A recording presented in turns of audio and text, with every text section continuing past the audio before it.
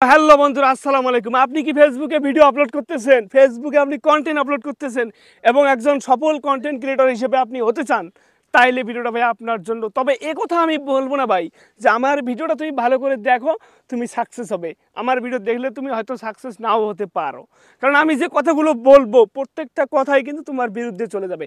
তো আজকে আমি আমার মূল বিষয়টা হচ্ছে, আপনারা যে ভিডিওগুলো আপলোড করেন আপনারা ক্যাটাগরি সিলেক্ট করতে পারেন না। অধিকাংশ কন্টেন্ট ক্রিয়েটর যারা ভিডিও আপলোড করে তারা তাদের ভিডিওর ক্যাটাগরিটা সিলেক্ট করতে পারে না, বিধায় তাদের ভিডিওগুলো সঠিক অডিয়েন্সদের সামনে পৌঁছায় না। ঠিক আছে, আপনি যেমন যদি মিউজিক ভিডিও ভাই আপলোড করেন তাহলে তো আপনাকে মিউজিক ক্যাটাগরিটা সিলেক্ট করতে হবে, তাই না? যদি আপনি মিউজিক ক্যাটাগরিটা সিলেক্ট করেন তাইলে হবে কি, আপনার যে অডিয়েন্সগুলো শো করাবে, যে অডিয়েন্সগুলোর সামনে আপনার ওই মিউজিকটা শো করাবে, সেই অডিয়েন্সগুলো মিউজিক রিলেটেড, এক কথা মিউজিক পছন্দ করে, বিধায় ফেসবুক অ্যালগরিথম আপনার ভিডিওটা ওই অডিয়েন্সদের সামনে শো করাবে। যদি আপনি কমেডি ক্যাটাগরি সিলেক্ট করেন তাহলে ওই মিউজিক ক্যাটাগরির ভিডিওটা কমেডিয়ান অডিয়েন্সদের সামনে শো করাবে।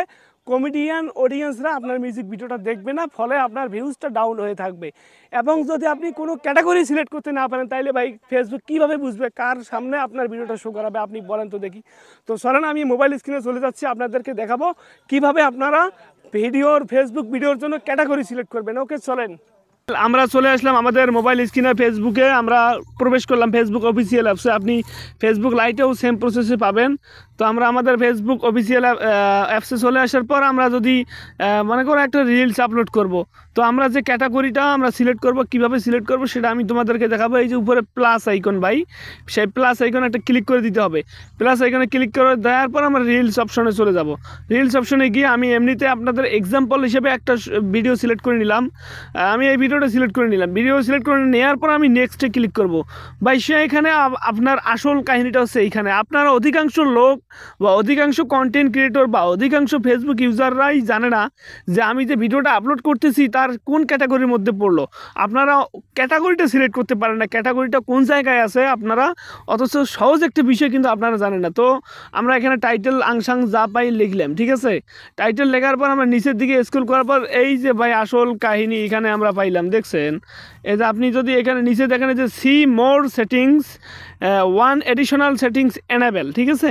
আমরা এখানে একটা ক্লিক করে দেওয়ার পর একটু স্ক্রল করব, সব নিচে ভাইয়া এই যে ভাই দেখেন ভাই, সব নিচে আছে অ্যাড টপিকস। এইটাই হচ্ছে আমাদের মানে ফেসবুক ছোটোখাটো ফেসবুক ইউজারদের ঝামেলা। আমরা ক্যাটাগরিটা বুঝি না এবং ক্যাটাগরিটা সিলেক্ট না করার কারণে হয়তো ভিউজ কম হয়। তো আমরা এই যে অ্যাড টপিক্সের উপর একটা ক্লিক করে দেওয়ার পর এই যে ভাই আপনি যদি একটু লক্ষ্য করেন ভাই, অসংখ্য ক্যাটাগরি আছে এখানে।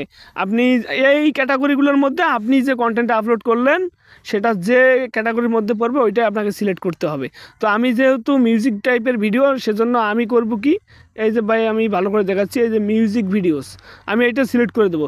এটা সিলেক্ট করে দেওয়ার পর আমরা আরেকটু উপরে দেখব, মানে এখানে আপনি অসংখ্য সবগুলোই চাইলে সিলেক্ট করতে পারেন, কিন্তু অযথা সিলেক্ট করার দরকার নাই। যেহেতু ফেসবুক রোবোটিং সিস্টেম, সেহেতু আপনি একটাই সিলেক্ট করবেন। তারপর আমার সিলেক্ট করা হয়ে গেলে উপরে সেভ অপশন আছে, আমি এই সেভ অপশনে একটা ক্লিক করে দেবো। তো সেভ অপশনে ক্লিক করে দেওয়ার পরে এখন আমি শেয়ার নাও করতে পারি, মানে এখন আমি আমার ভিডিওটা আপলোড করতে পারি। এখন আমার ফেসবুক বুঝতে পারবে যে আমি কি রিলেটেড কন্টেন্ট আপলোড দিছি, এবং ফেসবুক ওই রিলেটেড অডিয়েন্সদের সামনে আমার ভিডিওগুলো ইমপ্রেশনের মাধ্যমে শো করবে। তার ফলে হবে কি, আমার ভিডিওতে ভিউজ আসবে মোটামুটি। তো এইটুকু বিষয় নিয়ে আমি আজকে আপনাদের সাথে তর্ক বিতর্ক করলাম। ভালো লাগলে তো একটা লাইক দিতেই পারো। ওকে।